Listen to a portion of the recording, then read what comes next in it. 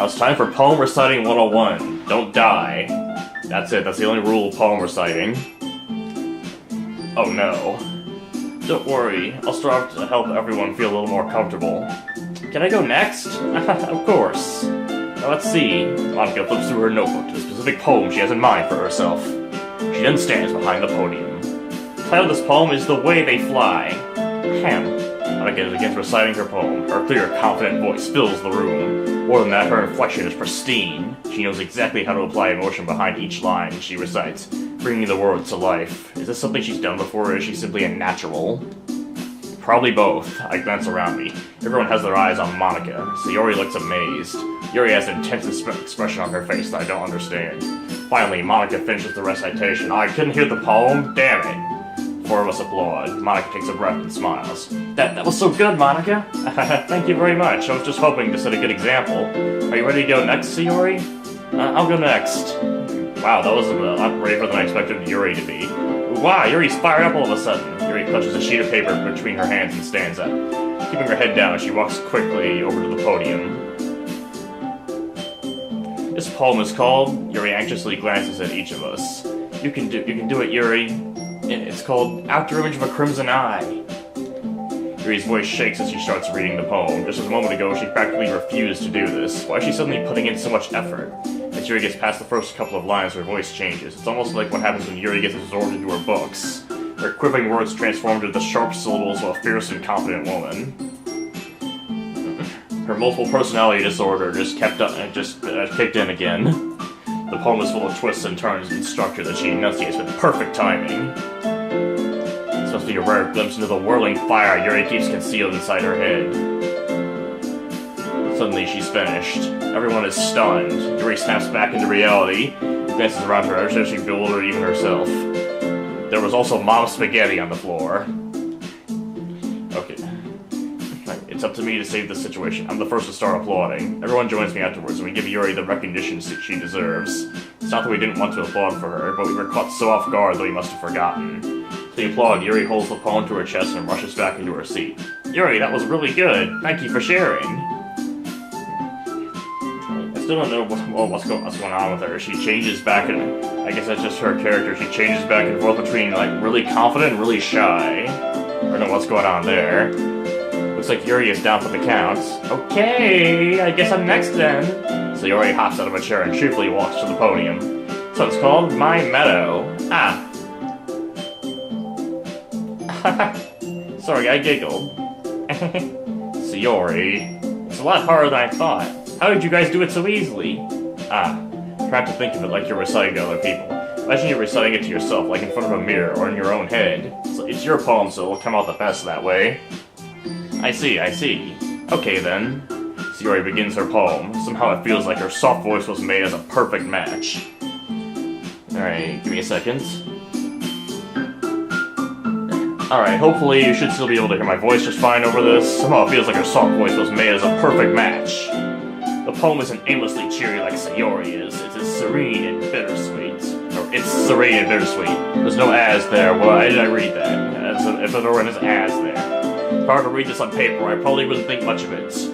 But hearing it come from Sayori's voice almost gives it a whole new meaning. Maybe this is what Sayori meant when she said she likes my poems. I don't get it. I don't get that. It's like I get to reach more deeply into someone I thought I knew, through and through. Sayori finishes, and we applaud. I did it! Good job, Sayori. Even John liked it. I guess that's a good sign. What does that even mean? It came out nicely, Sayori. The atmosphere of the poem fits you really nicely. It was really cheerful for some reason, even when there's not a good reason to be cheerful.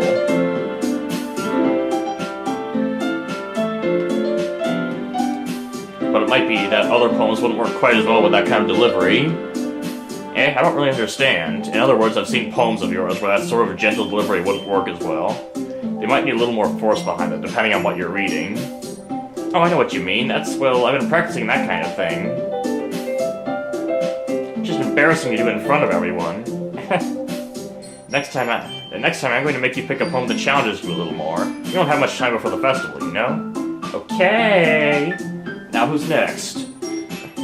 Thanks, now it's time for you, that creepy guy in the corner who wasn't there before. With a knife. Nope, actually it's Natsuki. Don't make me go before John. It's not like I can compare to you guys anyway. Sounds like exactly what you would say if you could compare to us guys. Might as well let John lower everyone's standards a little before I have to do it. Natsuki. It's fine. I might as well get it over with. But it's not like I have much of a selection of what to read. I'll just have to go with what I wrote for today. I stand up and step in front of the podium. Everyone has their eyes on me, making me feel terribly awkward. I recite my poem. Since I'm not exactly confident in my own writing, it's hard to put energy into it. Despite that, once I finish, I receive applause anyway. Sorry I'm not really as good as everyone else. Don't worry about it so much. I think it's less about your abilities and more about your lack of confidence in your writing. That's something that'll improve over time, though. Yeah, maybe. Alright then. Well, let's see. John needs to see some counseling, but that's about it, honestly. Other than, we need to have Natsuki read, too. That leaves you, Natsuki.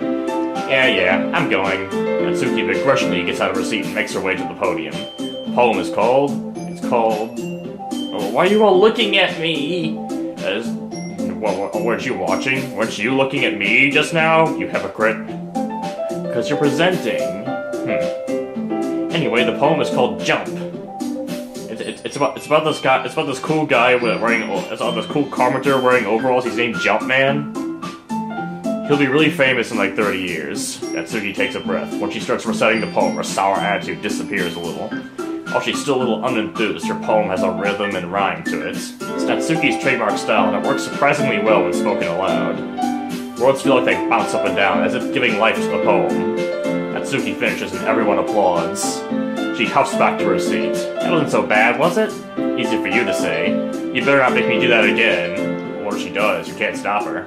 Ah, well, do you at least feel prepared enough to recite a poem in front of other people? I mean, doing it in front of other people will be way easier. I can put on whatever face I want for other people, but when it's just my friends, it's just embarrassing. It's a surprise, Natsuki. I think it would be the other way around for me. It's the other way around for most people.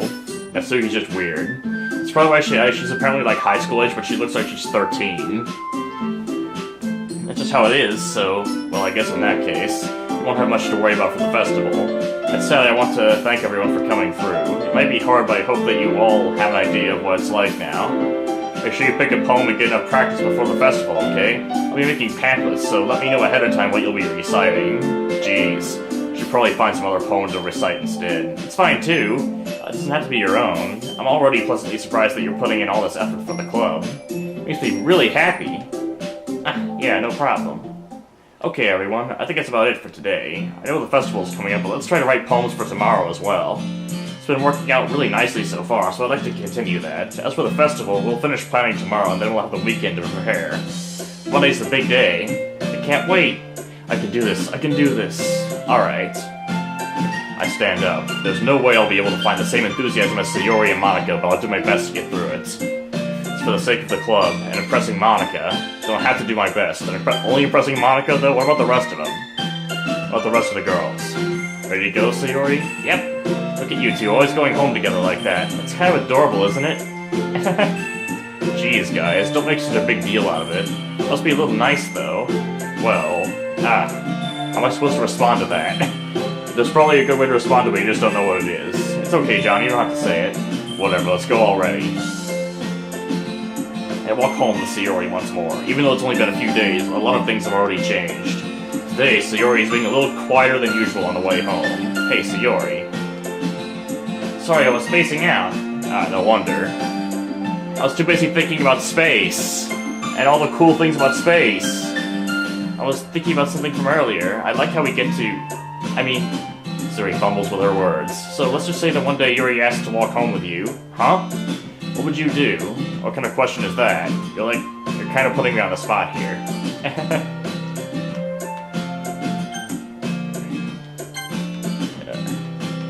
We might as well save here. We'll see if what happens here. Still walk home with Yuri, I'll walk home with you. You know what? I'm gonna tell the truth. I'll walk home with Yuri. I'll walk home with Yuri, huh? Well, I just thought that'd make my heart pound. I mean, given how hard it is for her to socialize, I would feel awful turning her down. So, isn't she so beautiful and smart? That's nothing to do with what I just said. You admitted it. Jeez. There's not even any point in speculating something that's never gonna happen. Well, maybe, but I just like to think about it. It's not long before you won't need me anymore, you know? Need you? Sayori, I can't figure out how you're seeing things in your head right now. Nobody can. No one can understand the way her mind works. Her mind is an enigma.